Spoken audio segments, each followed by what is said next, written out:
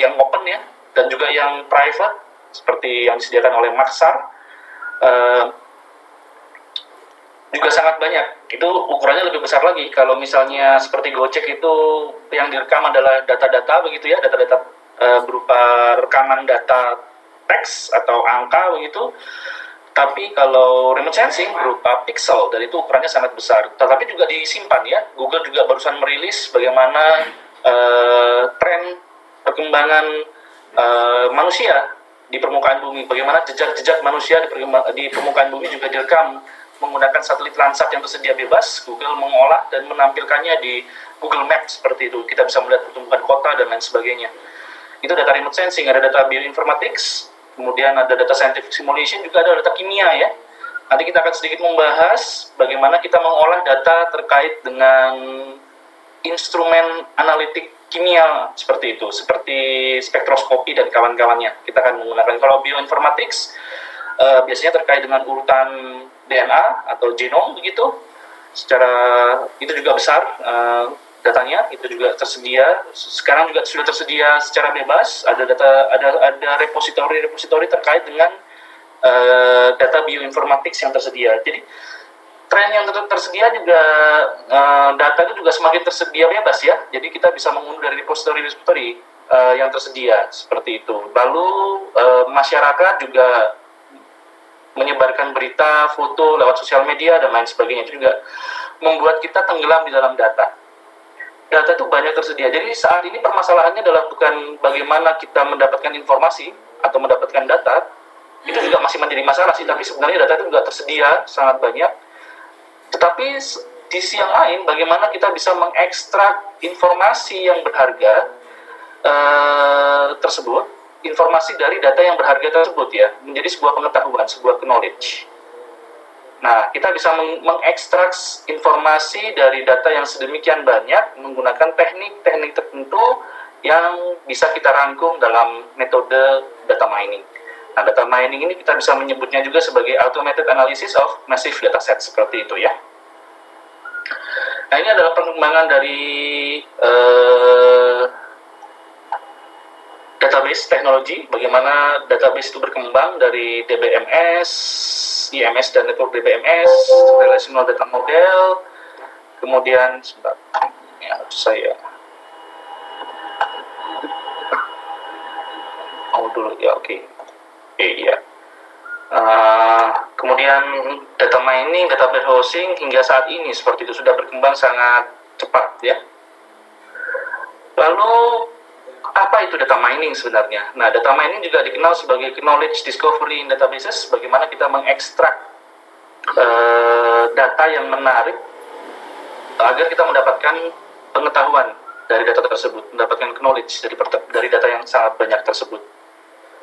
Nah, kenapa menggunakan data mining? Aplikasi yang potensial untuk data mining apa saja? Ini salah satunya ya, untuk bidang bisnis terutama, ya, market analysis. Kemudian nanti akan ada tambahan lagi data terkait dengan prediksi fraud pada penggunaan kartu kredit. Datanya data bebas ya, data open yang tersedia dari sebenarnya sudah dirahasiakan, jadi bukan dalam bentuk aslinya datanya, data yang sudah dijadikan prinsipal komponen, tetapi masih menyimpan informasi dari data aslinya, tapi sudah terhilangkan informasi terkait dengan personal ya, jadi hanya data yang sudah terolah saja yang ditampilkan. Nah, kita bisa melihat bagaimana pengaruh dari masing-masing variabel tersebut terhadap kejadian fraud pada penggunaan kartu kredit di Eropa, seperti itu. Lalu bisa juga untuk market analysis. Nah, kemarin ada yang tanya, kalau untuk internet marketing apa bisa? Bisa, banyak sekali penggunaan data mining untuk hal yang dekat dengan pekerjaan kita sehari-hari, seperti itu. Bisa juga untuk risk analysis, bisa juga untuk fraud detection, tadi saya jelaskan menggunakan data kartu kredit, transaksi kartu kredit di Eropa ya, seperti itu. Nah, penggunaan yang lain juga bisa untuk text mining, bisa juga untuk stream data mining dan bioinformatics. Kalau kita ingin reveal sebuah pattern dari data bioinformatics, itu juga bisa menggunakan data mining. Nah, ini adalah contoh dari market analysis. data dapat dari mana, bisa jadi transaksi kartu kredit, kemudian penggunaan kupon diskon. Kalau di luar negeri, di Amerika kan kupon diskon itu tersedia di koran-koran gitu ya. Mungkin budaya ini nggak ada di kita. Jadi ketika kita belanja di supermarket begitu, kita bisa menggunakan potongan kupon tersebut untuk mendapatkan diskon. Nah, kemudian nanti dicatat dan satu dan lain sebagainya ya, nanti bisa ketahuan begitu, kita bisa trace ke belakang. Lalu ada customer complaint care calls dan lain sebagainya. Nah, semakin kreatif juga cara-cara mengumpulkan data ya, seperti itu, data yang bisa kita kumpulkan. Kemudian target marketing, kita bisa menggunakan data mining itu untuk targeted marketing. Jadi memang sangat spesifik kebutuhan. Jangan sampai seseorang ditawarkan sesuatu yang bukan kebutuhannya begitu. Dari mana kita bisa mengetahui target marketingnya? Dengan menentukan pola belanja customer seiring berjalannya waktu. Kan kita bisa melihat trennya. Kalau di Google bukan pola belanja, pola browsing ya. Bagaimana mengetikkan kata kunci di Google. Jadi sebenarnya ada istilahnya, Google itu bisa jadi lebih kenal diri kita daripada diri kita sendiri begitu. Karena mengetahui kebiasaan browsing kita kan sekarang internet sudah sangat personal ya di HP. Bisa kita bawa kemana-mana, bahkan ke kamar mandi pun bawa HP kadang-kadang begitu kan. Daripada buang-buang waktu menunggu, kita browsing HP. Nah, bisa jadi Google itu lebih kenal kebiasaan kita daripada kita sendiri gitu. Oh, ternyata ada hal-hal yang kita tidak tahu dari diri kita, mungkin seperti itu. Kemudian bisa juga melalui cross market analysis, kemudian customer profiling, customer requirement analysis ya, dan lain sebagainya. Kemudian juga bisa digunakan untuk fraud detection atau kita menambang pola-pola yang tidak biasa dari transaksi kartu kredit misalnya. Kemudian dari medical insurance, bagaimana kebiasaan orang mengklaim asuransinya, seperti itu. Kita juga bisa menambang data dari situ. Intinya, semua rekaman data yang tersedia, itu kita bisa menambang sesuatu dari sana. Kita bisa mengekstrak informasi dari sana. Seperti itu. Dan itu sangat berharga ya. Memang data is the new gold katanya. Jadi data itu adalah emas yang baru. Bahkan banyak sekali perusahaan startup yang rela untuk membakar uang hanya untuk mengumpulkan data. Saya yakin Gojek itu ada misi rahasianya pastinya. Ketika dia memimpin pasar, ketika semua transaksi berhasil dikuasai oleh Gojek atau Grab, maka mereka sudah tahu, oh ini si A, si Marcel misalnya, saya gitu ya, kebiasaan sukanya nih makan Padang ini, kalau jam sekian begitu, mesennya makanan Padang. Nah ini ketahuan begitu, jadi nanti bisa dijual juga data itu. Oh berarti ya iklan-iklannya terkait dengan, atau dia sering nge-browsingnya makanan nih gitu kan, bukan yang lain, berarti memang suka makan orangnya misalnya, seperti itu. Jadi pola-pola semacam itu yang bisa kita ekstrak dari menggunakan teknik data mining dari data. Nah, ini adalah proses data mining, sebuah knowledge discovery. Proses dimulai dari database. Database ini bisa banyak ya, berupa data yang memang terstruktur ataupun data yang tidak terstruktur. Kemarin ada yang tanya, apakah di workshop kali ini akan diajarkan data cleaning ya? Tidak secara spesifik, karena saya lebih fokus ke metode pengolahan datanya, ekstraksi informasinya dibandingkan dengan pre-processing. Tetapi jangan salah juga, data cleaning ini biasanya memakan 60% dari porsi pekerjaan analisis data, seperti itu. Jadi sangat penting bagaimana kita membuang outlier, bagaimana kita membuang data hilang, atau mungkin bukan membuang data hilang, tetapi menginterpolasi ya. Kita bisa mengisi data hilang, ya terserah nanti mau dibuang, mau diisi, itu keputusan ada pada analisnya, seperti itu. Intinya bagaimana kita mempersiapkan data yang ada di database hingga siap masuk ke dalam proses data mining, seperti itu. Ada dua jenis tipe data terstruktur dan data tidak terstruktur. Nah, data-data seperti pola browsing dan kawan-kawannya atau posting di sosial media itu termasuk yang tidak terstruktur ya, karena memang tidak ada struktur yang jelas begitu. Tetap semi terstruktur lah, ada strukturnya tetapi tidak benar-benar terstruktur. Tapi kalau data semacam transaksi kartu kredit dan lain sebagainya, tentu itu data yang terstruktur ya, karena sudah memang terisi dengan benar sesuai dengan bagian-bagiannya, seperti itu. Kolom-kolom tertentu yang memang peruntukannya untuk itu, seperti itu. Nah, ini disimpan di dalam data warehouse, kemudian akan dibawa ke data yang memang relevan dengan tugas yang akan diberikan. Jadi tidak semua data diambil kan. Jadi Gojek itu kan ada banyak data juga. Semua data ada, data lokasi dan lain sebagainya. Lalu bagaimana kita menyiapkan data yang memang relevan dengan analisis yang ingin kita lakukan. Karena tidak mungkin kita ambil semua. Lalu masuk ke dalam proses data mining, kita akan melihat polanya seperti apa. Nah, dari sana kita akan mendapatkan knowledge, kita akan mendapatkan pengetahuan, akan mendapatkan insight. Ya, tetapi tentu memerlukan jam terbang ya, karena kadang-kadang mendapatkan knowledge atau insight dari sebuah data itu memerlukan jam terbang juga, seperti itu. Pengalaman lah, bahasa yang lebih ininya ya, lebih formalnya. Nah, kemudian ini adalah steps dari data mining atau KDD proses. Tadi sudah saya jelaskan bahwa 60% dari data effort itu ada pada data cleaning atau pre-processing, seperti itu. Baru nanti masuk ke data reduction, kalau memang diperlukan ya, tidak selalu harus melakukan data reduction atau transformasi data. Kemudian kita juga harus menentukan fungsi yang kita gunakan di dalam data mining, mau pakai apa, mau pakai klasifikasi, regresi, asosiasi, clustering, atau yang lain. Nah, kita akan belajar sedikit tentang metode klasifikasi hari ini, klasifikasi, regresi, dan clustering ya. Kemudian kita memilih algoritma untuk miningnya, nah kita mendapatkan pattern di akhirnya. Nah, dari pattern tersebut kita evaluasi, dan yang di akhir kita mendapatkan knowledge atau pengetahuan. Nah, kemudian data mining ini terhadap data apa ya? Data sudah sangat kompleks sekarang. Mungkin zaman dulu data mining itu hanya berkaitan dengan data-data tabular saja, data-data yang dalam bentuk tabel begitu ya. Ya sampai sekarang memang masih banyak yang berupa tabel. Tetapi kan data sudah semakin berkembang, data citra 2 dimensi, kemudian juga ada data spasial. Data spasial ini juga memegang peranan penting ya. Kalau di Gojek datanya sudah, saya yakin sudah spasial karena setiap transaksi akan disertai posisi atau lokasi seperti itu. Nah, ini menarik lagi. Ada istilahnya geomarketing. Mungkin pernah mendengar ya, geomarketing. Kemudian semua serba ada geonya. Sekarang data science pun bukan hanya sekedar data science. Sudah banyak orang berbicara tentang data science, tapi bagaimana kita lebih jauh lagi ke arah spatial data science. Bagaimana kita memanfaatkan keunggulan spasial ya. Karena lokasi itu ternyata juga berperan penting terhadap apa yang kita lakukan, terhadap kita dapat lebih jauh mengekstrak informasi ketika kita mengetahui lokasi, seperti itu. Jadi bukan hanya, bahkan data mining juga bukan hanya sekedar data mining lagi, juga ada spatial data mining seperti itu. Dan datanya bisa berupa citra satelit, citra UAV, dan lain sebagainya.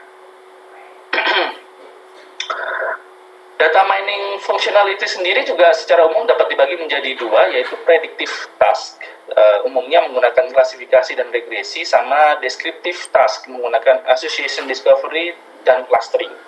Kita akan mencoba klasifikasi, regresi, dan clustering ya di dalam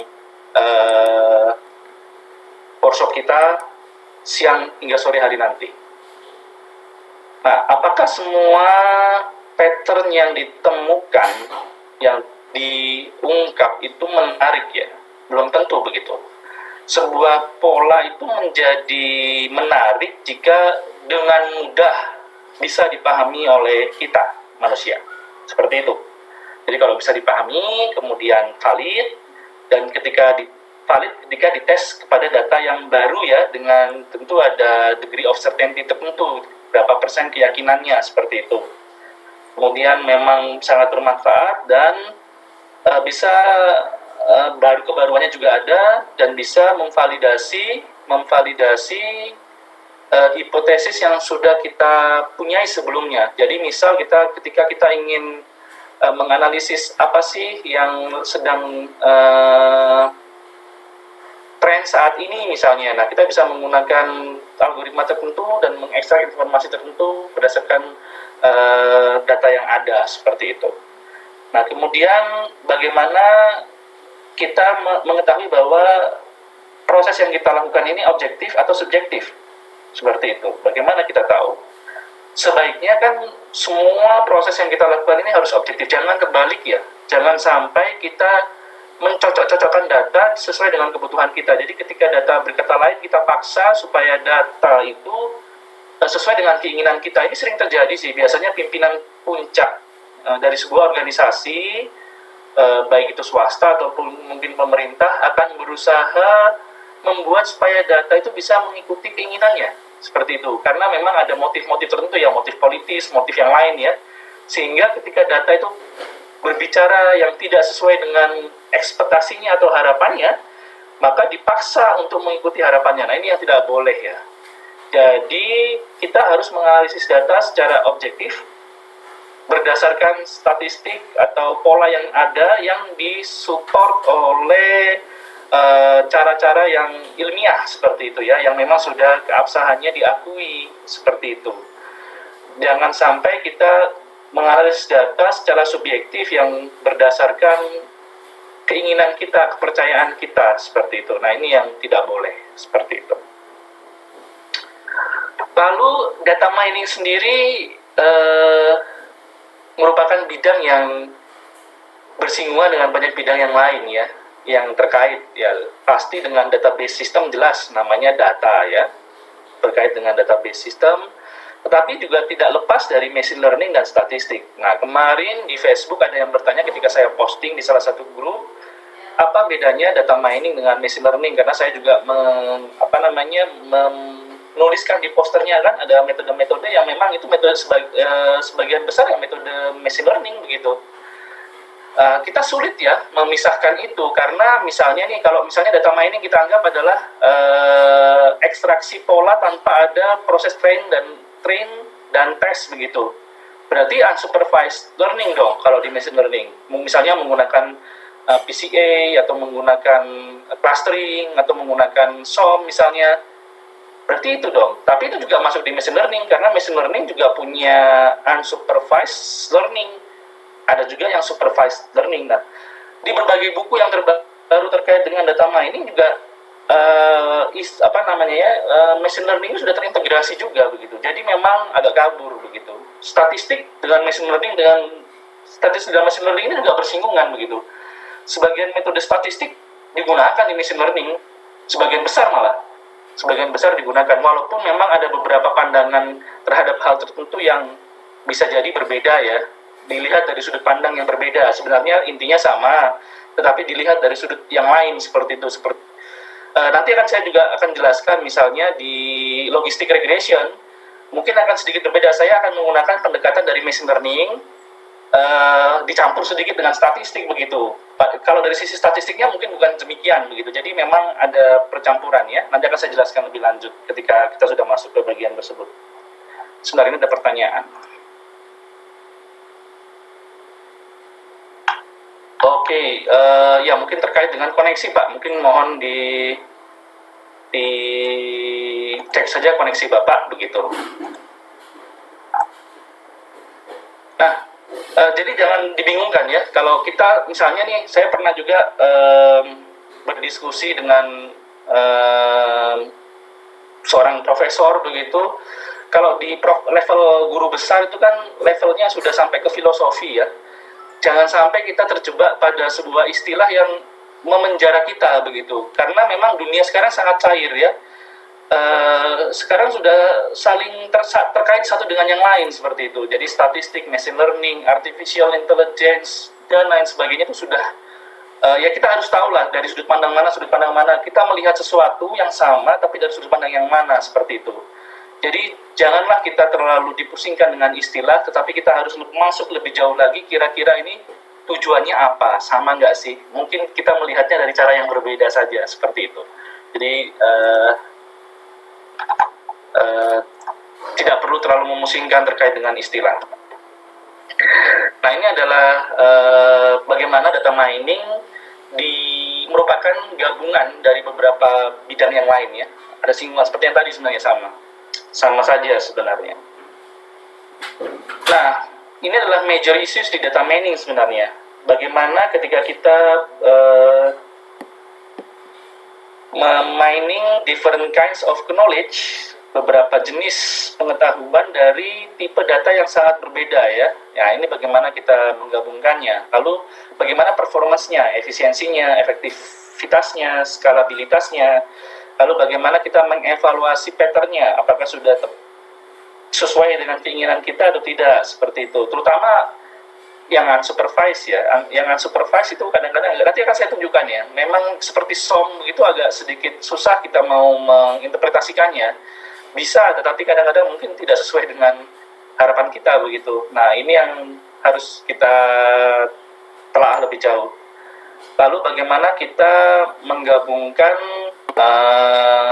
background knowledge dengan data. Jadi begini, bagi saya demokratisasi teknologi informasi, demokratisasi teknologi artificial intelligence, data mining maupun data science itu menjadi penting. Karena jangan sampai teknologi semacam ini hanya dikuasai oleh segelintir orang begitu ya. Jadi hanya orang-orang tertentu yang dibuat sangat eksklusif sehingga orang di luar bidang tersebut tidak perlu tahu atau tidak perlu tahu lebih dalam. Biar serahkan kepada kami saja. Oh tidak, jangan seperti itu. Jadi seharusnya semua orang, semua bidang ilmu, apapun bidang ilmunya, baik sastra juga sekarang bisa menerapkan data science, machine learning dan artificial intelligence ya. Google sudah menerapkan, Google Translate itu menggunakan AI di sana dan harus bekerja sama dengan orang bahasa seperti itu. Jadi apapun bidangnya, kita perlu tahu teknologi terkait dengan artificial intelligence, data mining, machine learning dan lain-lainnya itu yang terkait begitu. Karena nanti terkait dengan bagaimana kita bisa menginterpretasikan knowledge di sana. Jadi kelemahannya kadang-kadang, kalau ini bukan saya bermaksud menyudutkan kelompok tertentu atau bidang ilmu tertentu ya, seringkali kalau misalnya dikerjakan, ini dari saya saja, saya nggak akan bilang yang lain, statistician saja, saya backgroundnya statistik begitu. Kadang-kadang orang statistik itu tahu metodenya, tetapi ketika menginterpretasikan ke dalam bidang ilmu yang sedang digarap, misalnya pertanian begitu, ya kadang-kadang tidak terlalu mudeng gitu ya, tidak terlalu memahami, karena memang tidak belajar itu gitu kan. Yang memahami adalah orang pertanian sendiri. Alangkah baiknya kalau orang pertanian belajar terkait dengan data mining misalnya, seperti itu. Kita bisa menerapkan jadi data mining in agriculture begitu ya. Nah kebetulan background saya adalah pertanian dan statistik. S1 saya pertanian, S2 saya statistik. Jadi memang saat ini kenapa saya mengambil itu, karena memang penelitian saya terkait dengan itu. Jadi ketika saya kuliah S1, ada banyak sekali hal-hal yang saya terima dalam proses pembelajaran di kampus. Misalnya prediksi hama penyakit begitu ya. Nah, ternyata prediksi hama penyakit ini kan terkait dengan pemodelan. Bagaimana kita bisa memprediksi perkembangan hama ataupun penyakit di lapangan seperti itu. Lalu perkembangannya bukan hanya temporal saja, ternyata spasial juga. Ada dua aspek spasial dan temporal. Nah, ini butuh dasar numerik yang cukup kuat, begitu, kuantitatif yang cukup kuat. Akhirnya saya memutuskan, karena saya ingin mendalami itu, saya harus masuk ke bidang yang memang terkait dengan pemodelan. Nah, saya jatuhkan pilihan ke statistik. Kenapa? Karena statistik sangat dekat dengan pertanian. Ada bagian dari statistik yaitu biostatistik. Itu biasanya diisi oleh orang-orang yang latar belakangnya adalah biologi, pertanian, perikanan, dan kawan-kawannya, seperti itu. Dan memang metode-metode awal statistik seperti ANOVA, t-test itu yang mengembangkan kimiawan sekaligus statistikawan. Kalau ANOVA itu dikembangkan oleh matematikawan yang bekerja di pusat penelitian pertanian, seperti itu. Pada awalnya memang statistik ini dekat dengan pertanian, seperti itu. Tapi sekarang berkembang kemana-mana ya, seperti itu, berkembang kemana-mana. Nah, background knowledge dari masing-masing bidang ilmu ini sangat diperlukan. Jadi kalau misalnya memang background kita adalah ilmu komputer, teknik informatika, statistik, matematika, ketika kita ingin menganalisis data dari bidang yang lain, misalnya bidang bisnis, bidang biologi, bidang apapun, kesehatan, nah kita perlu masuk, menyelam lebih dalam ke dalam bidang tersebut agar kita bisa menginterpretasikan hasil analisisnya ke dalam sebuah pengetahuan yang memang bermakna, seperti itu. Ini sangat penting ya. Ini menjadi sangat penting. Jangan sampai tidak seperti itu. Lalu bagaimana kita handling noise dan incomplete data. Ini juga menjadi sangat penting terkait dengan pre-processing data tadi ya, bagaimana kita menghandle noise. Noise ini istilah bahasa Indonesia pencilan atau outlier ya, lebih dikenal, atau bisa disebut juga noise seperti itu. Lalu incomplete data ini data-data yang kadang-kadang data survei yang sering begini ya, apalagi survei online, orang mengisi dengan sukarela, wah itu sering ada bagian yang dikosongin itu. Nah ini juga sulit bagaimana kita berurusan dengan data yang seperti itu. Lalu bagaimana kita bekerja dengan metode-metode data mining yang paralel, distributed, dan incremental. Ini juga harus menjadi perhatian. Dan bagaimana kita mengintegrasikan knowledge yang kita peroleh dari hasil analisis dengan knowledge yang sudah ada. Nah ini disebut sebagai knowledge fusion ya. Ini menjadi perhatian. Ini yang akan menjadi tantangan ke depan seperti itu. Itu pengantar dari saya. Kita langsung saja, daripada berpanjang lebar teori, kita langsung masuk ke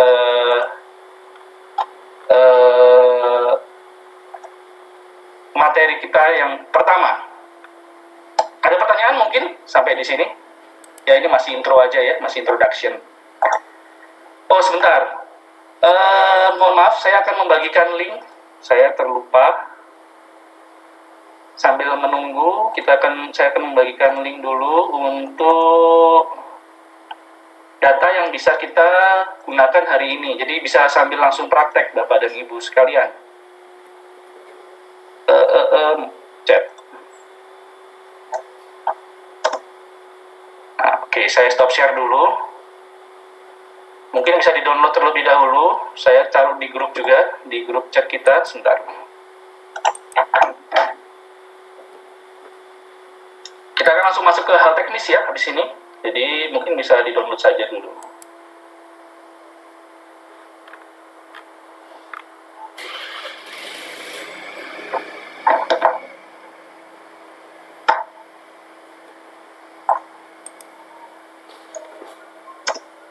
Oke.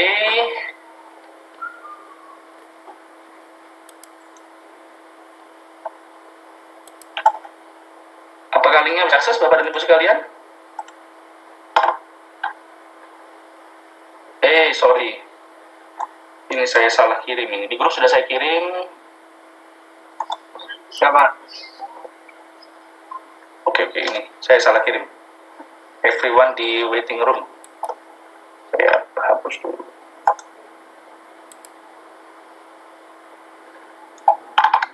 Oke. Mohon diakses dan di-download. Nah, tadi ada dua ya, ada prediktif dan ada deskriptif. Kita akan mengerjakan dua-duanya. Nah, di awalnya saya balik, sebenarnya biasanya yang dilakukan itu adalah deskriptif dulu ya. Bisa juga disebut sebagai exploratory data analysis ya, kadang-kadang juga disebut seperti itu. Bagaimana kita mengeksplorasi data tanpa mengetahui apa-apa terhadap datanya terlebih dahulu, seperti itu. Bisa diakses linknya, Bapak dan Ibu sekalian? Bisa Pak? Oke, monggo silakan diakses terlebih dahulu.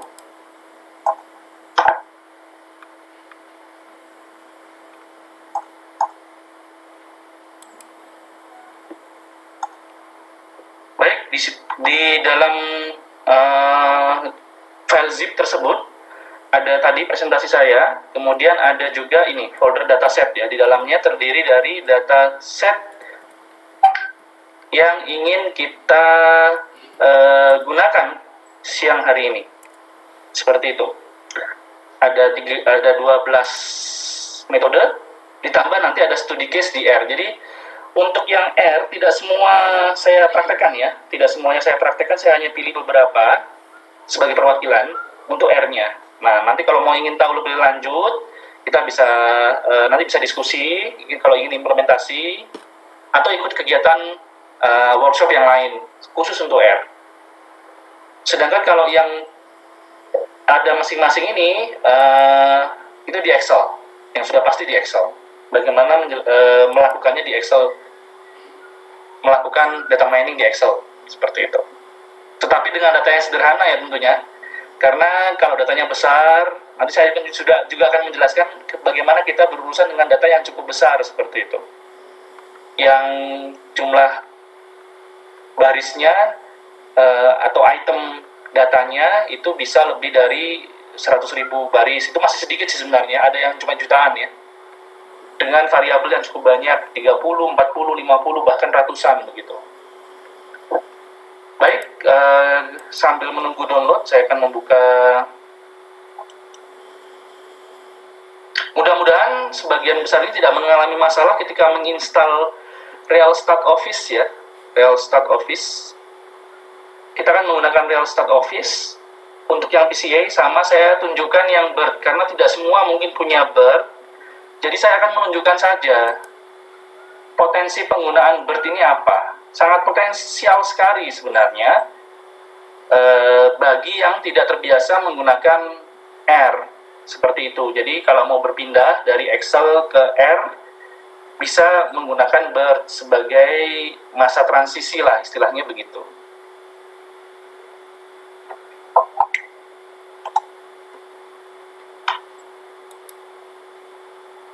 Baik, apakah bisa dilihat tampilan dari layar saya? Bisa, Pak. Ya, Pak. Baik. Baik, yang pertama kita akan menjelaskan terkait dengan, saya akan menjelaskan terkait dengan PCA. Kemarin juga di grup ada yang bertanya ya, bagaimana sih PCA? Kalau kita pakai R misalnya ya, PCA itu tinggal mungkin dari proses load data sampai selesai mungkin 3 baris kode ya mungkin, atau 4 baris kode begitu, sangat sederhana. Tapi kadang-kadang ya itu ya, kalau kita menggunakan pemrograman, belajar pertama kali kan seringkali copy paste gitu ya, dari YouTube, dari blog-blog yang ada, dari Medium, Towards Data Science, dari GitHub, kayak gitu-gitu kan. Tapi kadang-kadang bagaimana proses dibaliknya itu yang mungkin masih dalam proses ya. Penjelasannya banyak sih, di internet, di YouTube ya, itu banyak tersedia penjelasan terkait PCA. Nah, saya mencoba untuk menjelaskannya dengan cara yang sederhana seperti itu. Sebentar, ini ada chatnya saya balas nanti saja ya, saya akan mulai menjelaskan. Nah, PCA sendiri adalah singkatan dari Principal Component Analysis, analisis komponen utama. Kenapa kok disebut sebagai komponen utama? Karena memang kita akan menghasilkan komponen utama seperti itu. Nah, komponen utama ini adalah sebuah variabel baru yang dapat mewakili variabel-variabel yang sudah ada sebelumnya. Jadi PCA itu merupakan metode reduksi dimensi melalui proses transformasi linear ortogonal. Nah, apalagi ini transformasi linear ortogonal, nanti akan saya jelaskan. Sebenarnya dia merubah variabel yang tadi misalnya ada 50 variabel begitu. Nah, kita bisa reduksi dari 50 variabel menjadi hanya tinggal misalnya 2 atau 3 variabel utama, atau disebut sebagai komponen utama, atau bahasa Inggrisnya principal component, di mana ketiga variabel komponen utama ini sudah dapat mewakili variasi yang ada pada 50 variabel aslinya, seperti itu. Loh, kok bisa demikian ya? Nah, ternyata dengan menggunakan proses operasi matematik, memanfaatkan banyak hukum-hukum di baliknya, kita bisa melakukan hal tersebut dengan proses tadi, transformasi linear ortogonal, seperti itu. Dengan juga memanfaatkan kombinasi linear nantinya. Nah, proses yang pertama adalah dalam proses data set yang akan direduksi, dimensinya harus distandarisasi dan diubah menjadi matriks varian, kovarian, atau matriks korelasi. Nah, ini apa pula ya matriks varian, kovarian, atau matriks korelasi? Nah, bagi sebagian Bapak dan Ibu di sini mungkin sudah sangat familiar dengan yang namanya ragam ya. Jadi kalau misalnya kita punya nilai begitu, kita bisa menghitung ragamnya. Ragam itu apa sih sebenarnya? Ragam itu adalah ukuran keterpencaran data dari nilai rata-ratanya, seperti itu. Jadi kalau misalnya datanya heterogen, maka ragamnya akan, saya contohkan ya, di sini aja langsung saya contohkan. Misalnya kita punya datanya 1, 2, 2, 1, 1, 2 begitu ya. Nah, kira-kira ragam dari data ini kecil apa besar? Kecil ya ragamnya, karena datanya cenderung sama. Kita bisa menggunakan Excel dengan menggunakan var yang S ya. Apa bedanya ya? Var S, var P. Var S ini adalah varian sampel, var P ini adalah varian populasi. Bedanya nanti di rumusnya, kalau yang S ini N-1 di bagian bawahnya, kalau yang P ini tidak, seperti itu. Kita pakai yang S saja.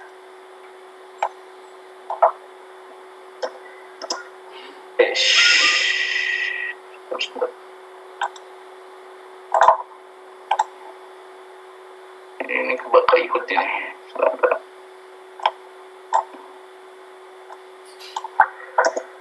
Nah, 0,3. Kalau misalnya kita rubah, ini kita kasih 9, jadi besar. Kenapa? Karena sudah ada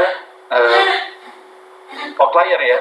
Jadi kalau datanya ini nggak usah di 93 gitu. Nah, ini sudah membesar dia nilainya. Nah, artinya kalau misalnya datanya ini ada datanya tidak homogen atau heterogen, berarti kan data tersebut sudah tidak jauh dari nilai tengahnya ya, bergeser dia. Artinya ada keragaman yang membesar. Ada keragaman lah di dalam data tersebut. Jadi memang ragam itu menggambarkan keragaman di dalam data sebenarnya. Kalau dia homogen ya ragamnya kecil, kalau dia heterogen datanya ragamnya besar.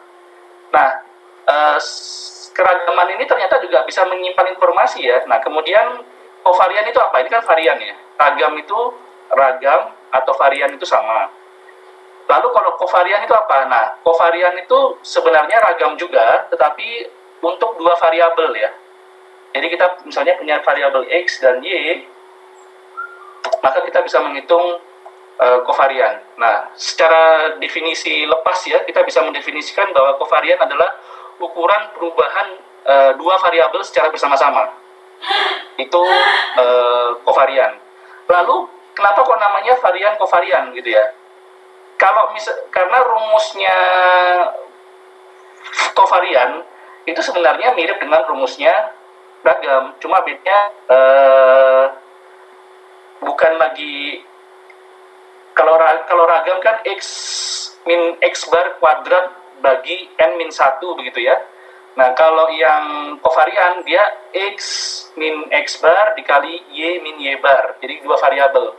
Nah, kalau kovarian dari X terhadap dirinya sendiri, jadi X terhadap X itu ya sebenarnya varian, seperti itu. Jadi makanya namanya varian kovarian, matriks varian kovarian. Lalu apa hubungannya matriks korelasi dengan varian kovarian? Nah, korelasi itu adalah standarisasi dari kovarian. Jadi kita bisa menghitung korelasi ketika kita mengetahui kovarian, seperti itu. Sebentar, ini kok ada yang sebentar. Mau buka apa? Tunggu, langsung ke sini ya. Sebentar. Ini ada yang oke. Baik, seperti itu. Jadi karena PCA ini akan memanfaatkan nilai eigen di dalam proses perhitungannya. Nah, nilai eigen ini didapatkan dari matriks persegi, matriks yang simetri. Jadi, ketika kita menghitung varian kovarian atau matriks korelasi, kita akan menghasilkan matriks yang simetri atau matriks persegi, seperti itu. Jadi, itu prosesnya. Tidak usah diingat, gitu, terlalu jauh. Kalau memang tidak, ini kita langsung ke praktek saja nanti. Nah, setelah kita mendapatkan matriks varian kovarian, atau matriks korelasi. Kalau kali ini saya akan menggunakan matriks varian kovarian ya. Selanjutnya kita akan menghitung atau mencari nilai eigen dan vektor eigen dari matriks tersebut. Nah, ini apa pula? Nilai eigen dan vektor eigen. Nah, ketika kita mengalihkan matriks, anggap saja ini yang di bawah ini ya, matriks A dengan vektor B menghasilkan vektor C. Secara definisi, nilai eigen adalah nilai karakteristik dari sebuah matriks persegi, sedangkan vektor eigen adalah vektor karakteristik dari sebuah matriks persegi. Nah, kalau Bapak dan Ibu lihat, ketika kita mengalihkan ini kan hasilnya 3336 ini. Nah, ternyata 3336 ini adalah 3 kalinya dari 112. Nah, 3 ini dapat kita sebut sebagai nilai eigen dari hasil perkalian yang di atasnya, seperti itu. Itu secara sederhana, seperti itu ya.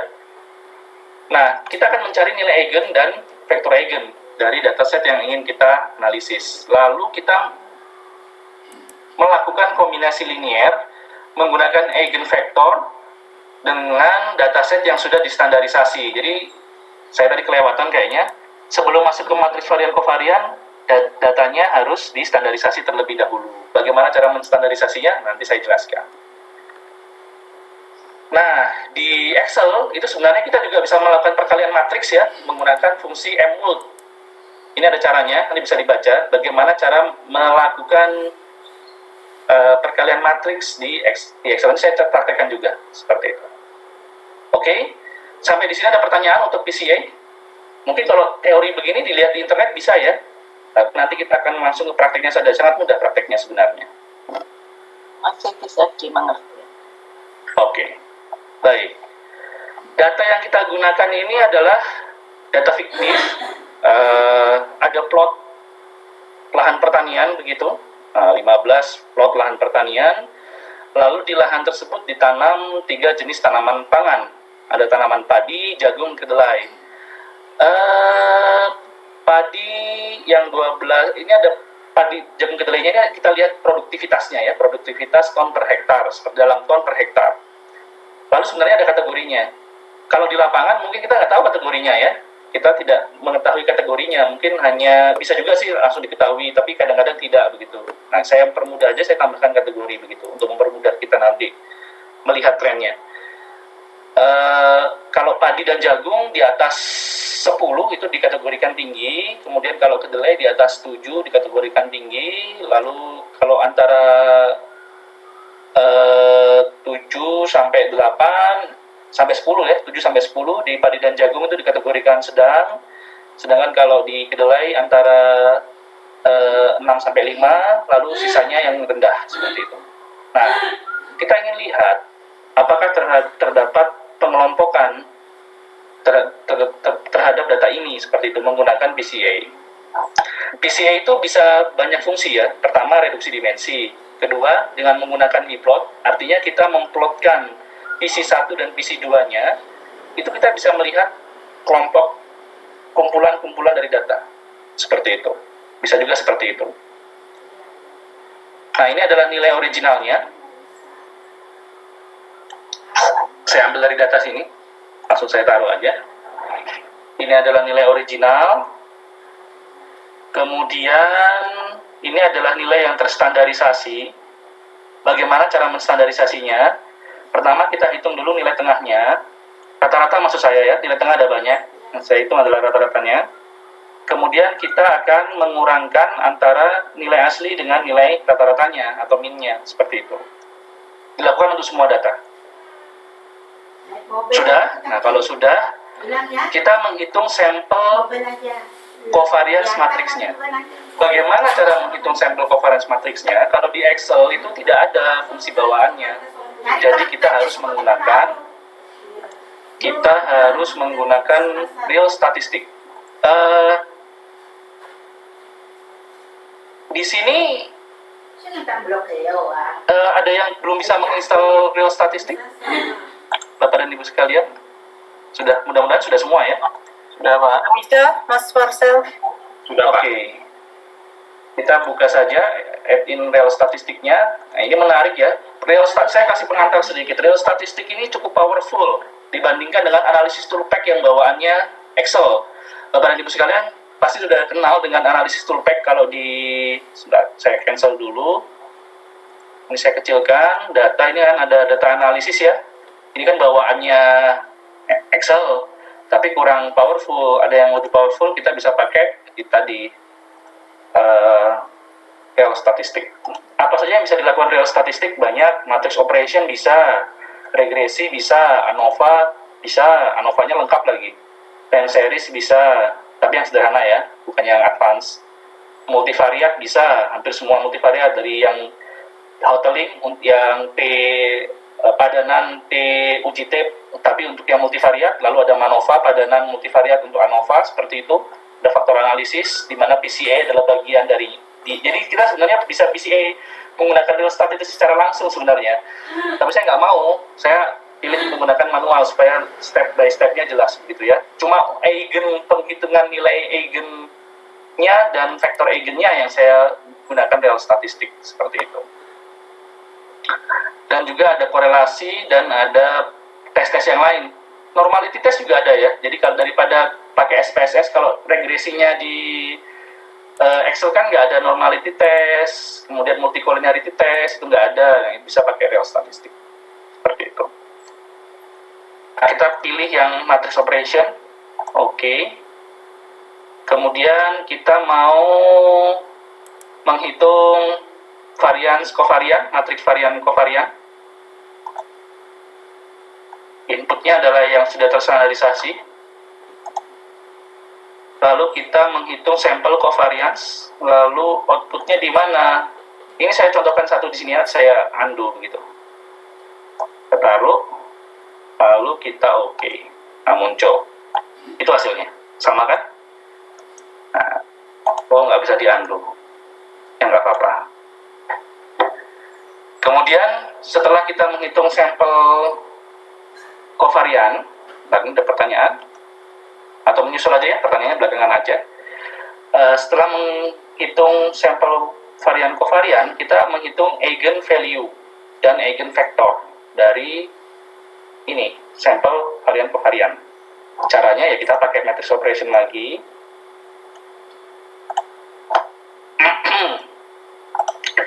Input range-nya adalah ya ini. Saya taruh di bawahnya ya. Lalu outputnya adalah, sudah kita mau menghitung ini eigen values dan vektor. Saya taruh di bawahnya. Oke. Loh. Oh, saya salah. Maaf. Harus square matrix nih kok. Judulnya saya masukin juga ya. Nggak boleh. Ya. Oke. Nah ini ya sama ya, eigen value sama hasilnya. Yang bagian atas ini adalah eigen value-nya, yang bagian bawah ini adalah eigen vektornya, seperti itu. Lalu kita bisa menghitung persen variasi dari PC-nya, tapi nanti belakangan aja.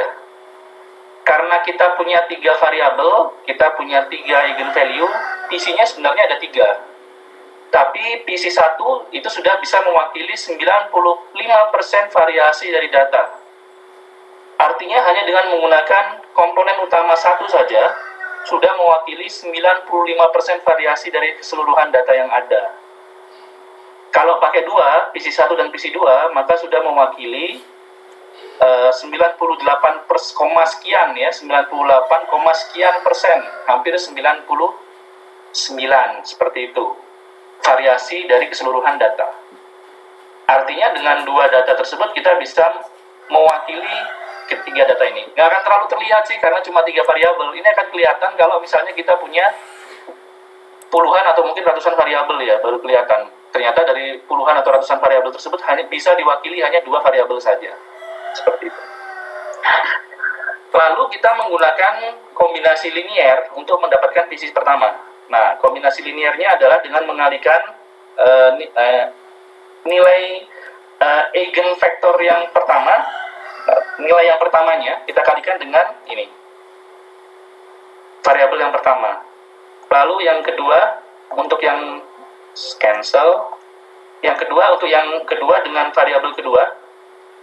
Lalu yang ketiga, eigen vektor pertama, yang ketiga dengan variabel 3. Nah, bagaimana kita melakukan multiplikasi matriks di Excel ya? Saya tunjukkan caranya. Jadi pertama adalah kita menggunakan move.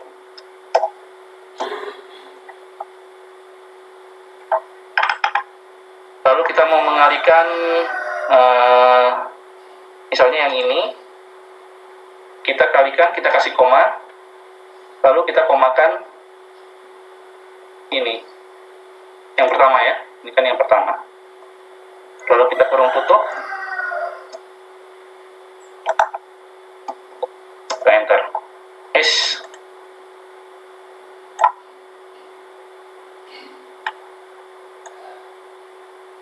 M. Mutner.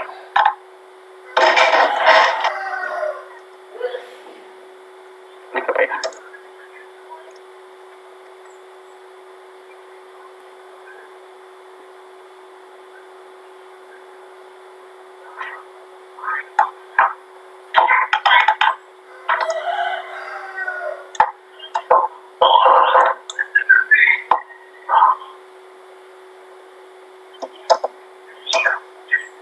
Ya. Lalu tadi kok nggak sama ya? Saya salah ini. Saya kalikannya bukan dengan yang ini nih, yang ini, sorry. Nggak konsen ini. Sorry. Ya, ini sama. Nah, lalu kita pakai shift kita karena 15 nanti ya, jadinya kita pakai shift 15, lalu kita F2, tekan F2, lalu kita tekan lagi Ctrl Shift Enter, seperti itu. Nah, jadi seperti itu ya caranya. Saya delete aja ya. Itu caranya. Jadi ini berlaku untuk semuanya. Ini, dan ini. Tiga aja. Lalu PC satunya adalah jumlahnya, sumnya. Kita jumlahkan seperti itu. Kita jumlahkan, dapatlah PC 1. Demikian juga untuk yang PC 2 ya, sama, tapi ini menggunakan eigenvector di mana nilai eigenvalue terbesar kedua. Jadi eigenvalue terbesar kedua 1,3. Nah, kita pakai eigenvektornya seperti itu untuk mengalihkan. Nah, kita gunakan, kita hitung. Kita mendapatkan PC 1 dan PC 2-nya, komponen utama pertama dan komponen utama kedua. Seperti itu. Lalu kita bisa memplotkan, ini hasil plot ya dari ini kita plotkan ke sebuah plot begitu. Nah, ini hasilnya. Jadi kalau dilihat 1, 2, 3, 4, 5 ini berada pada bagian sebelah sini. Kemudian yang 6, 7, 8, 9, 10 di bagian tengah, lalu yang 11, 12, 13, 14, 15 di bagian kiri. Nah, ini terpisah ya. Bagian yang tinggi, sedang, dan yang rendah itu berkumpul menjadi kelompok-kelompok tersendiri seperti itu. Jadi seperti itu sederhananya menghitung prinsipal komponen di Excel secara manual. Sesederhana itu. Pertama, kita standarisasi dulu nilainya menggunakan min, kita kurangkan, kemudian kita hitung sampel covariance matriksnya, kemudian kita hitung eigen value dan eigen vektornya dari sampel covariance matriksnya. Kita bisa menurunkan percent variation-nya dari eigen value-nya. Nah, ini persennya gampang aja ya, kita total semua dulu, kita sum, baru kita lihat proporsinya ya, kalikan 100% kayak gitu. Lalu kita bisa menggunakan kombinasi linear untuk menghitung PC1, kombinasi linear dari eigenvektor dan nilai yang sudah terstandarisasi tadi, dan mendapatkan PC2 dan PC3 sebenarnya, lalu kita bisa plotkan seperti ini. Nah, PC ini juga bisa digunakan untuk proses yang lain. Contoh yang paling sederhana adalah principal component regression. Mungkin pernah dengar ya, regresi komponen utama. Karena tadi kita menggunakan kombinasi linear dan PC1, PC2 sudah mewakili nilai-nilai yang sudah ada sebelumnya, variabel-variabel yang sudah ada sebelumnya. Kalau misalnya pada variabel yang sebelumnya terdapat multikolinearitas itu adalah korelasi antar variabel X ya. Nah, kalau misalnya tidak bisa menggunakan cara yang lain, kan cara mengatasi permasalahan multi-core kan ada banyak ya. Ada banyak cara. Salah satunya yang paling akhir adalah menggunakan regresi komponen utama. Jadi dengan menggunakan regresi komponen utama, maka permasalahan multikolinearitas dapat teratasi seperti itu. Nah, ini untuk yang menggunakan real statistik, bagaimana kita menggunakan R. Nah, R-nya kita nggak pakai R yang biasa, kita pakai R yang ada di dalam BERT. BERT-nya nggak saya pakai untuk yang PCA-nya, enggak. Saya mau menunjukkan bahwa kita bisa mengintegrasikan R dengan Excel. Seperti itu. Kita bisa mengintegrasikan R dengan Excel menggunakan BERT. Pertama-tama kita klik di BERT Console.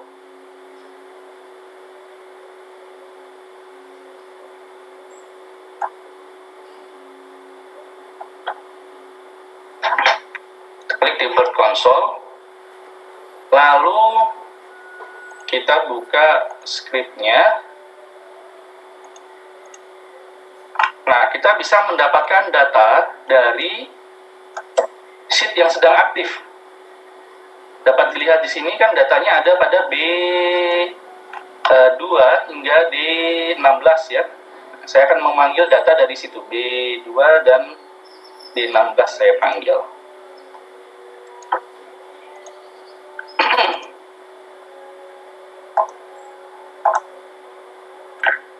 Pertama-tama kita menggunakan fungsi Excel application getRange. Ini artinya kita memberitahu ke R yang ada di BERT, kita ingin mengambil range B2 sampai D16. Tanda petiknya jangan lupa ya. Kemudian setelah kita mengambil nilai itu, kita bisa menaruh nilai di sana atau mendapatkan nilai dari range tersebut. Nah, yang kita lakukan sekarang adalah mengambil nilainya dengan menggunakan perintah getValue ya.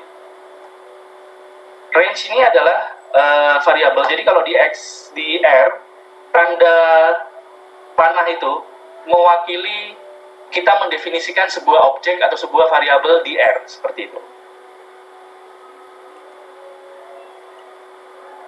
Nah, kita head ini untuk melihat 6 data pertama. Head file. Oke, sudah bisa diambil. Lalu kita menggunakan, kita jadikan data frame dulu ya, karena masih matriks, di R-nya masih matriks. Kita jadikan data frame dulu. Baru kita gunakan fungsi bawaan yang ada di R, di-nya. Jadi R itu punya package base namanya yang sudah ada fungsi-fungsi bawaan seperti itu, yaitu PRCOM, untuk menghitung principal component analysis. Lalu kita lihat hasilnya.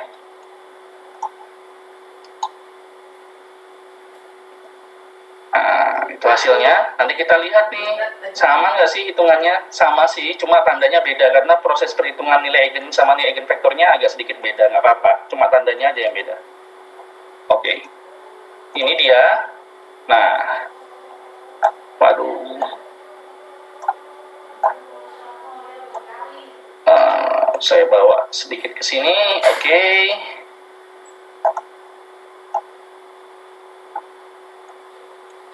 Sedikit sini, nggak pas-pas ya.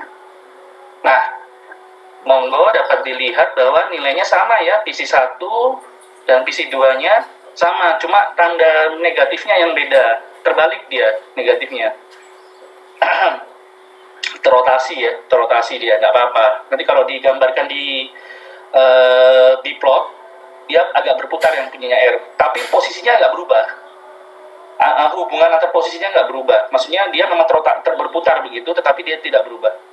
Tidak masalah. Nah, hitungan dari Excel ini sama dengan hitungan dari software lain, namanya PAS.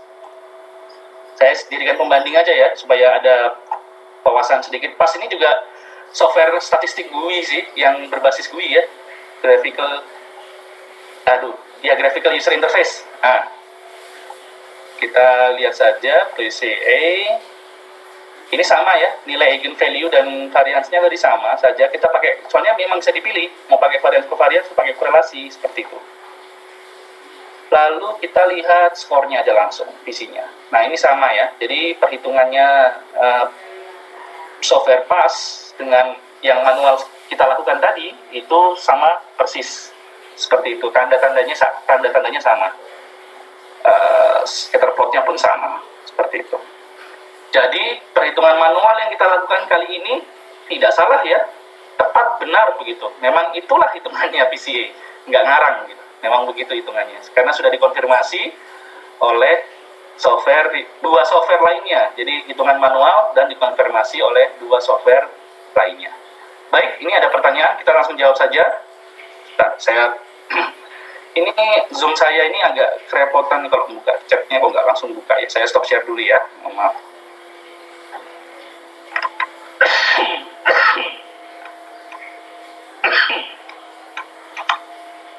Ya, untuk masalah instalasi real statistiknya memang tergantung dengan banyak hal ya, terutama versi Excel-nya, dan ada beberapa tips dan trik yang ada di websitenya itu. Memang memang cukup tricky memang untuk menginstal. Jadi ada yang bilang juga cukup tricky, betul, cukup tricky untuk installnya. Harus pemindah manual sih sebenarnya. Ini ada tutorialnya, bisa dilihat. Terima kasih Pak Nurdin. Kemudian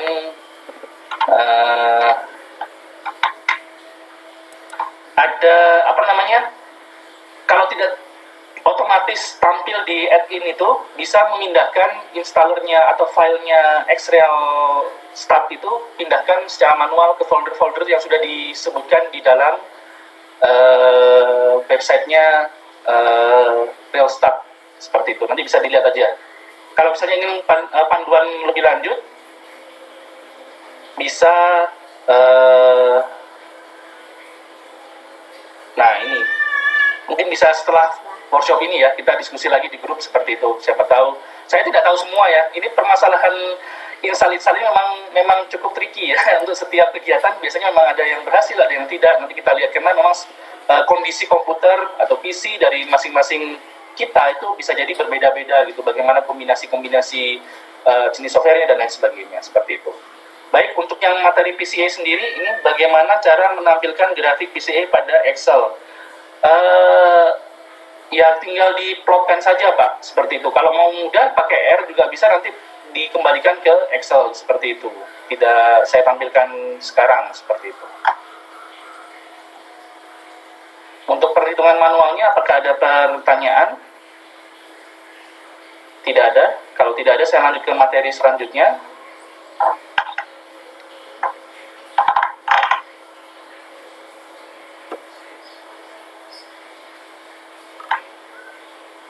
Yang bagian eigen value, oke, baik, yang eigen value ya. Saya tutup dulu ya.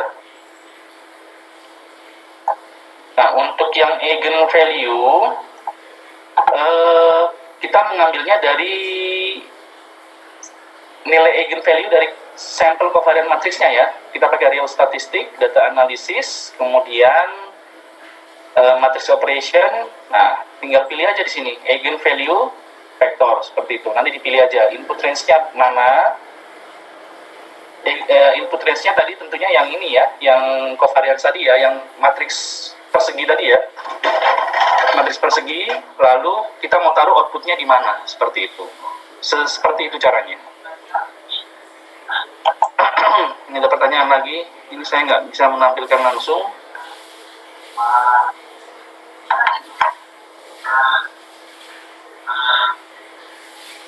Apakah dengan PCA bisa ditentukan feature importance? Bisa sebenarnya, tapi nanti kita melihat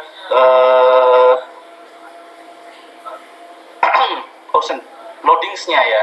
Tapi itu perlu perhitungan lebih lanjut sih. Ya, umumnya memang kita menggunakan, tapi bisa tadi sudah dibahas juga. Kalau mau pakai feature importance, kita bisa pakai cara lain sebenarnya selain PCA. Kita bisa menggunakan RFA misalnya. Kalau dalam sebuah model ya, RFA. Sebenarnya bukan feature importance ya. Feature dia apakah sebuah variabel ini menyimpan informasi yang paling banyak begitu ya, variasi yang paling banyak, seperti itu sih. Karena importance-nya kan kita harus tahu importance dari sisi yang mana gitu. Kalau seperti RFA, dia importance dari sisi model, seperti itu. Nah, sebenarnya bisa.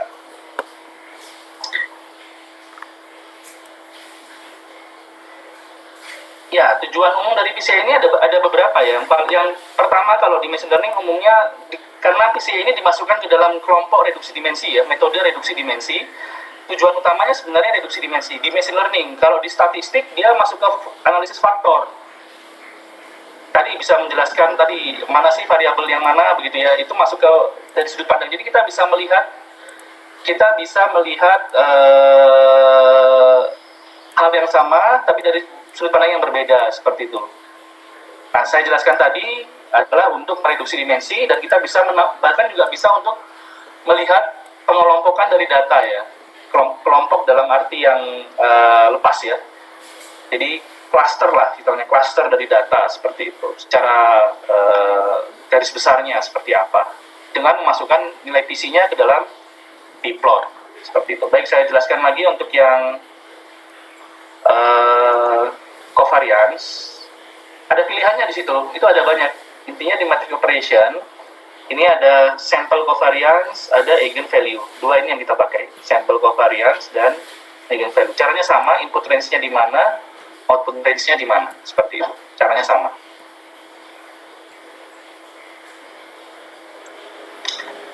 Baik. Oh, tadi penjelasannya sudah ada, Pak.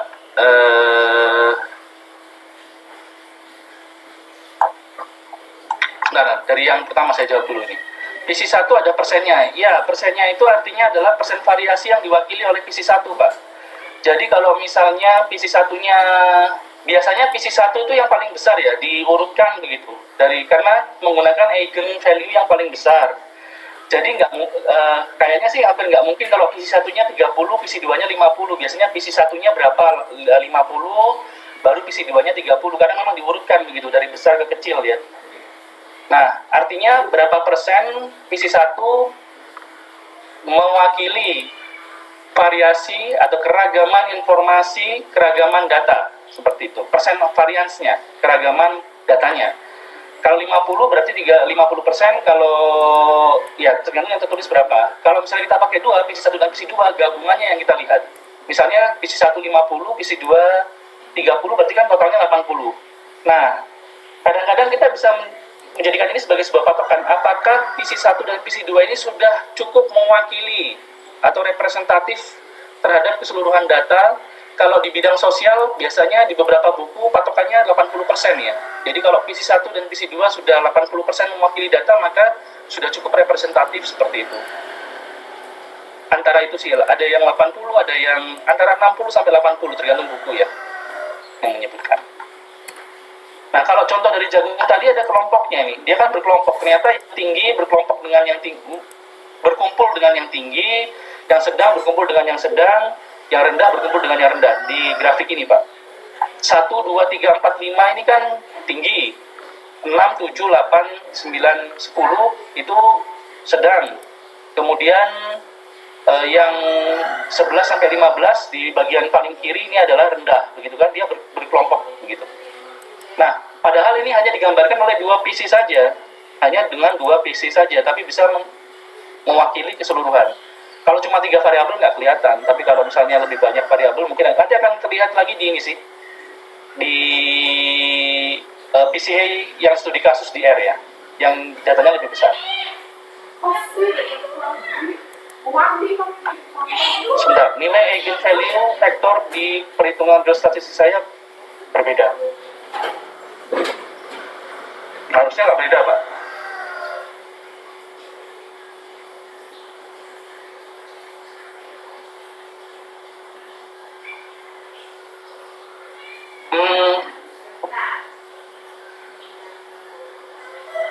Maksudnya PCA menjadi bias atau misleading ini bagaimana? Ya, tidak, tetap akan berkumpul. Memang nanti nilai PC-nya akan berubah, tetapi dia tetap ini ya, tetap akan mewakili cluster-clusternya. Nanti akan saya tunjukkan juga di studi kasus seperti itu. Mungkin nanti kita akan banyak di studi kasus saja terkait dengan itu. Nanti ada contohnya seperti itu. Mungkin kita bisa mendeteksi outlier malah. Bukan berarti kita bisa melihat mana sih yang trennya beda sama yang lain gitu kan. Padahal kita tahu dia kelompoknya itu, tapi kok dia agak jauh ya gitu. Nah, bukan outlier yang berdampak, tetapi kita malah bisa mendeteksi outlier seperti itu. Itu mungkin seperti itu kira-kira. Oke, saya tutup dulu ya, karena masih banyak yang lain, materi yang lain. Kita lanjutkan lagi nanti. Saya lanjutkan untuk materi yang selanjutnya, yaitu cluster. Hierarchical cluster. Don't save, saya nggak mau save. Kita masuk ke hierarchical cluster.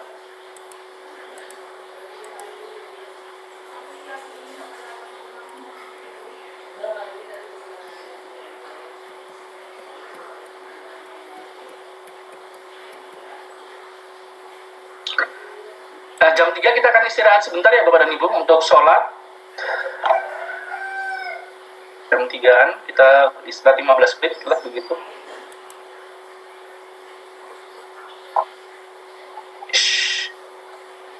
Ini kadang-kadang Excel saya juga error ya. Nah, ini datanya cukup sederhana ya. Datanya cukup sederhana. Jadi ada X1 dan X2, lalu ada item A sampai F seperti itu. Nah, kita ingin mengcluster menggunakan hierarchical clustering, menggunakan metode single linkage, kemudian distance-nya kita menggunakan Euclidean distance. Seperti itu ya. Jarak Euclid. Misalnya sudah sangat terkenal sekali jarak Euclid. Nah, pertama-tama kita menghitung distance-nya terlebih dahulu, membuat matriks distance atau matriks jarak. Distance matrix atau matriks jarak. Dengan cara kita buat ini dan kita taruh di atasnya. Ini sama sih, ini transposnya saja. Lalu kita hitung menggunakan ini. Jadi ini. Keluar. Kemudian kita menghitung akar kuadrat dari X1 kurangi X2 kuadrat tambah Y1 kurangi Y2 kuadrat ya. Kalau ada 3 ya berarti nanti ya pakai 3 gitu. 3 X yang kita lakukan. Nah, ini karena 2 ya cukup 2 saja. Kita susun semuanya, kita hitung satu-satu hingga membentuk matriks jarak. Nah, setelah kita mempunyai matriks jarak seperti ini, kita akan mencari jarak yang paling kecil. Nah, jarak yang paling kecil ini ternyata 0,5, berarti D dan F, ya kan? Nah, kita taruh nih, D dan F, jaraknya 0,5, dia bertemu ya di sini. D dan F, seperti itu, D dan F. Lalu setelah D dan F, kita pilih nih, D dan F ke yang lain, yang paling dekat mana? D dan F ke A, yang paling dekat mana sebenarnya? Ternyata yang paling dekat D antara DF ke A, kita lihat ya, D ke A, D ke A, D ke A, D ke A 3,61, F ke A 3,2. Jadi kita pakai yang F ya, F ke A 32. Jadi kita tulis sini 32. DF ke B, yang paling kecil yang mana? Ternyata 2,5. Jadi D ke B berapa? F ke B berapa? Yang paling kecil mana? D ke B berapa? D ke B 2,92. Kemudian F ke B 2,5. Jadi yang kita pakai 2,5 ya. Nah, 2,5 kita taruh. Kemudian DF ke C. Nah, demikian seterusnya. Kita lihat yang paling kecil karena ini minimum distance. Kita menggunakan minimum distance atau single linkage seperti itu. Nah, setelah tahu seperti itu, yang kedua kita mendapatkan jarak yang terdekat kedua adalah B dengan A. Maka kita membuat B dan A ini pada jarak 0,71 ya. Jadi 0,71 di sini ada ini distance-nya. Ini kan 0,5 tadi D sama F. Pada 0,71 itu B dan A. Seperti itu. B dan A ternyata dekat pada jarak 0,71. Seperti itu. Lalu kita ulangi lagi. Karena tadi kan B dan A sudah digabung ya, kita gabungkan saja B dengan A. Lalu B dengan A yang paling dekat ke C mana? Ternyata yang 4,95. B dan A dan B yang paling dekat dengan D dan F mana? Oh, ternyata 2,5. A dan B yang paling dekat dengan E yang mana? Oh, ternyata 3,54. Begitu ya. Seterusnya lagi kita lihat. Terus yang paling minimum yang mana? Ternyata yang DF dengan E. DF dengan E. DF dengan E. Jadi pada jarak 1 DF ini dekat dengan E. DF dekat dengan E. Ini ya, kelompok yang ini. DF, E. Seperti itu. Lalu, DF ini kita jadikan satu. Lalu kita hitung lagi nih, DFE dengan AB, yang paling dekat mana? Oh, ternyata 2,50. Satu aja. Lalu kita lihat lagi yang paling dekat mana nih? 1,41. 1,41 yang ini. Dekat dengan siapa? C. Berarti ternyata DFE dekat dengan C pada jarak ini 1,41. Seperti itu. Lalu yang terakhir, DFEC tadi dengan AB dekatnya mana? Ternyata pada jarak 2,5. Nah ini terakhir ini 2,5. Ini ya 2,5. Baru AB dengan DFEC. Seperti itu. Terakhir. Nah itulah cara menyusun hierarchical cluster dengan metode minimal distance ya, menggunakan jarak Euclid. Baru kita mendapatkan ternyata D dekat dengan F, kemudian DF dekat dengan E, DFE dekat dengan C, kemudian baru DFEC dekat dengan AB. Seperti itu. Sampai di sini ada pertanyaan untuk hierarchical clustering, gampang ya. Hierarchical clustering cuma ngitung jarak aja, dia jarak yang paling dekat gitu. Ini ada pertanyaan chatnya.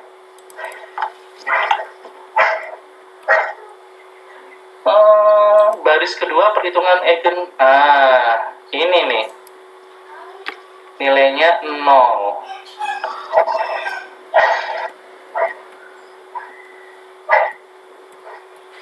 Mungkin terkait dengan versi Rellstad-nya ya. Nanti coba kita mungkin bisa Pak Iksan kan familiar dengan R ya. Coba dihitung di R kayaknya sama sih eigenvalue-nya. Nah, mungkin terkait dengan Rellstad-nya.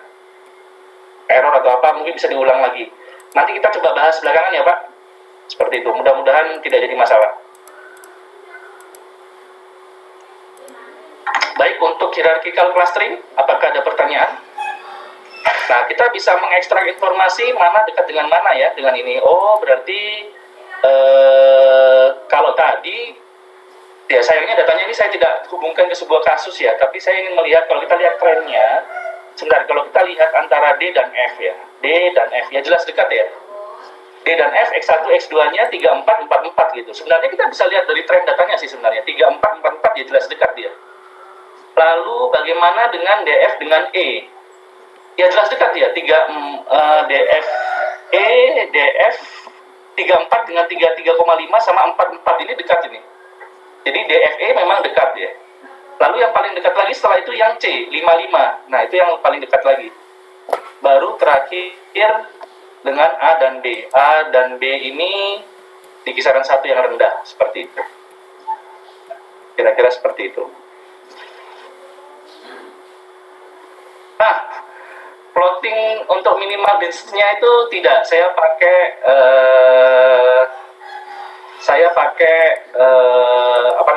tadi pas ya. Saya pakai pas untuk menghitung grafiknya seperti ini.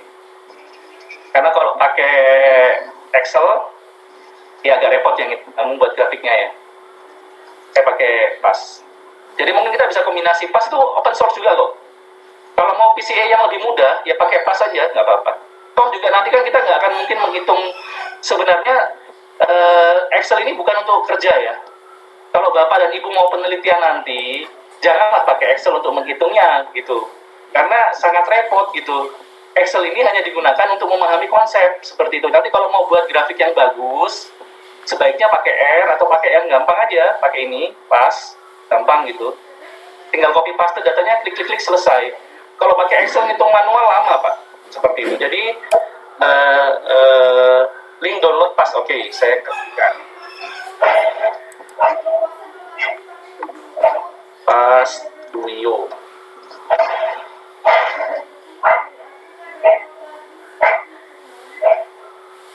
Ini buatannya Norway sebenarnya. Norwegia.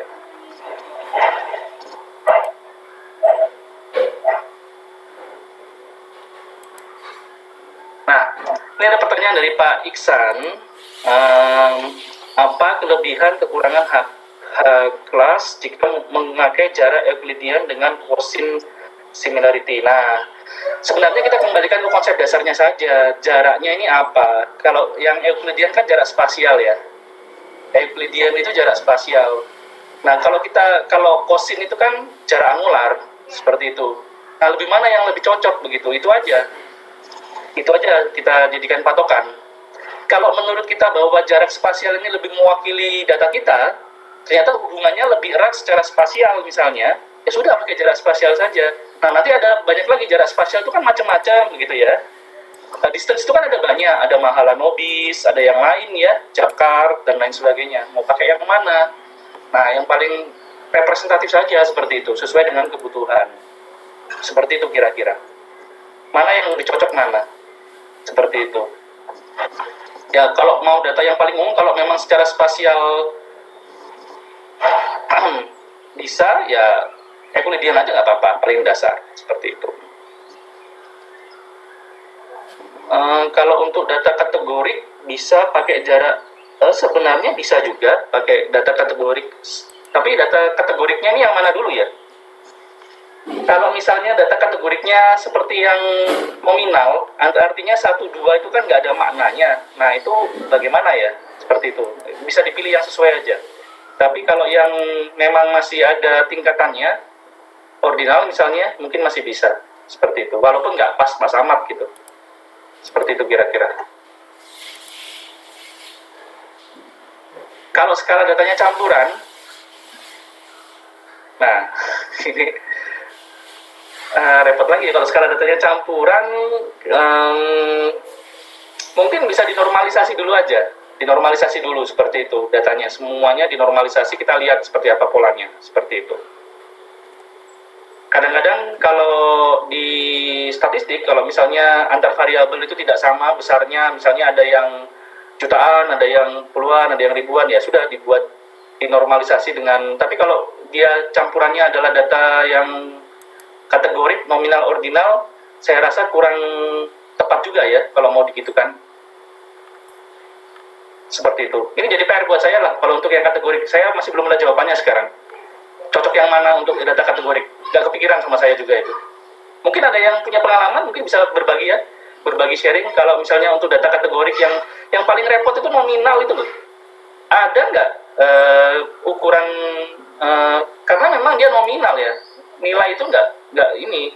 Nanti coba saya carikan informasinya ya untuk yang nominal. Kalau yang ordinal mungkin masih bisa. Nominal ini yang agak repot. Terima kasih atas pertanyaannya, bagus sekali ya. Kalau misalnya ada data nominal, apakah bisa di hitung jaraknya seperti itu. Baik, untuk yang pas bisa saya contohkan sedikit. Kita tinggal copy paste aja seperti ini. Ini kayaknya sudah deh problemnya.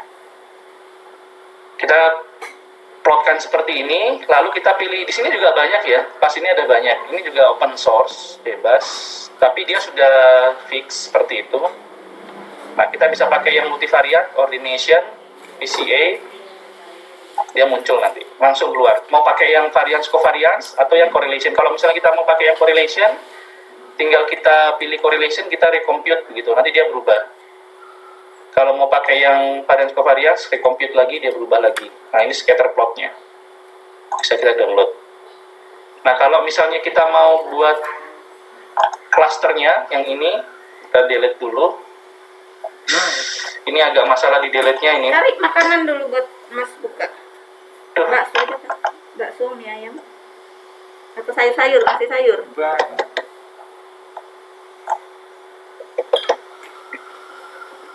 Satu.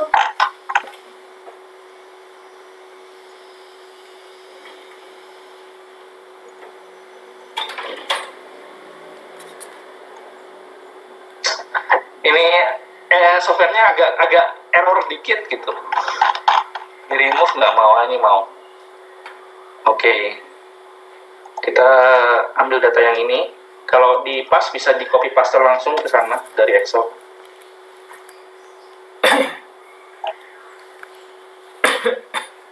Kita select semua, harus di select dulu ya. Model, ini clustering, klasikal. Nah, kita pilih yang single linkage, Euclid. Ini jaraknya ada banyak ya, jarak itu ada banyak sekali jarak. Nanti saya cari tahu jarak yang cocok untuk yang kategori ya. Nah seperti itu. Ini tidak saya kasih nama ya. Ini harusnya dikasih nama di sebelah sininya. Nanti bisa dikasih nama. Sebentar, kasih nama aja. Row atribut. Tuh. Ini error nih. Sebentar. Tak tutup aja dulu.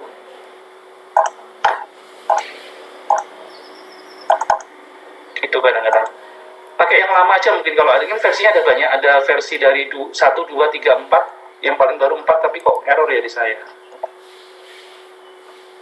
Ini row atributnya, ini responnya lama. A, B, C, D, E, F.